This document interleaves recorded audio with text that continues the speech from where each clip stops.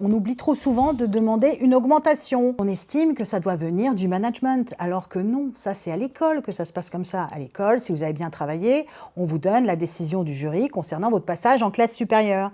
Dans le monde du travail, c'est un petit peu différent. Arrêtez de faire les bonnes élèves et d'attendre qu'on vous en parle. La plupart des femmes n'osent pas demander parce qu'il y a aussi ce rapport à la reconnaissance où il y a cette crainte de paraître un petit peu arrogante ou un petit peu de se surestimer et de sortir un petit peu de ce qui est acceptable. Et c'est aussi parce que par manque d'information, je pense. Si elles étaient davantage au courant de comment ça se passe en coulisses, et notamment du côté masculin, je pense qu'elles n'hésiteraient pas 2 secondes.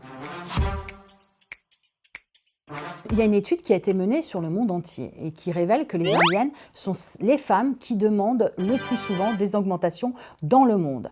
En France, on n'a pas à rougir, mais on est quand même en dessous de la moitié. Il y a plus de la moitié des femmes qui n'ont jamais demandé d'augmentation. On n'a pas les statistiques des hommes, mais c'est beaucoup moins un souci.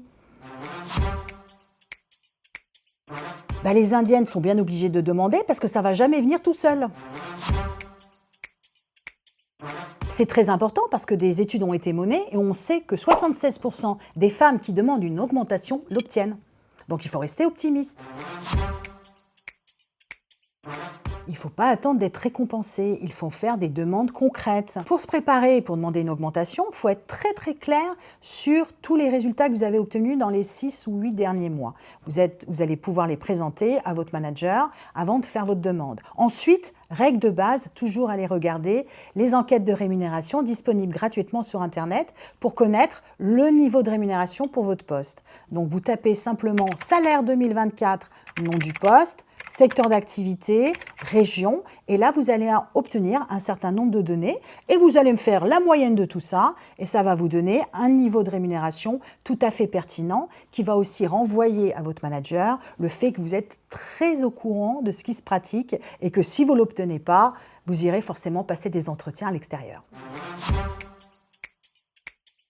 Si vous n'avez pas un travail de bureau, vous allez comme ça au milieu de la journée dire est-ce que tu aurais 10 minutes d'ici la fin de journée? J'ai besoin de te parler de quelque chose.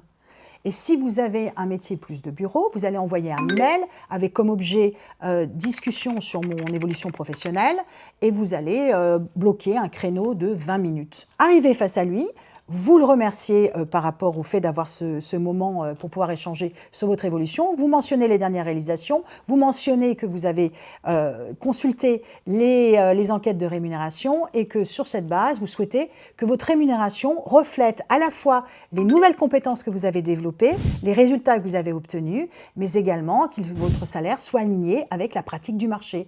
Et à ce moment-là, vous annoncez un montant ou une fourchette, selon comment vous vous sentez confortable.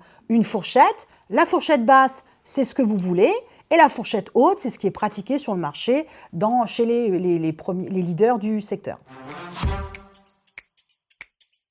Si la réponse est « bien écoutez, j'entends ce que vous me dites, je vais revenir vers vous dans 15 jours », toujours s'assurer que dans 15 jours de revenir vers lui pour obtenir une réponse. Si la réponse est négative, à ce moment-là, vous posez la question « qu'est-ce qui n'est pas là aujourd'hui qui empêche d'obtenir cette augmentation ?» Avez-vous un exemple précis, si c'est un problème de compétence, si c'est un problème de résultat, ou si c'est un problème lié à la structure, posez la question « pouvons-nous en rediscuter dans 2 mois ?» Et tout de suite, passer des entretiens pour se rendre compte si c'est le cas sur tout le secteur et puis pour avoir d'autres opportunités. Et si vous avez une réponse négative, eh bien là, il est plus que temps de faire votre CV et ça n'empêche pas, le temps que vous trouviez quelque chose d'intéressant pour vous, ça ne vous empêche pas de revenir dans 2 mois ou 3 mois. Si vous avez une réponse positive, eh bien moi je dis bravo. Et là, vous venez juste de découvrir que vous êtes tout à fait capable de le faire. Donc il ne s'agit pas d'arrêter, minimum 1 fois par an.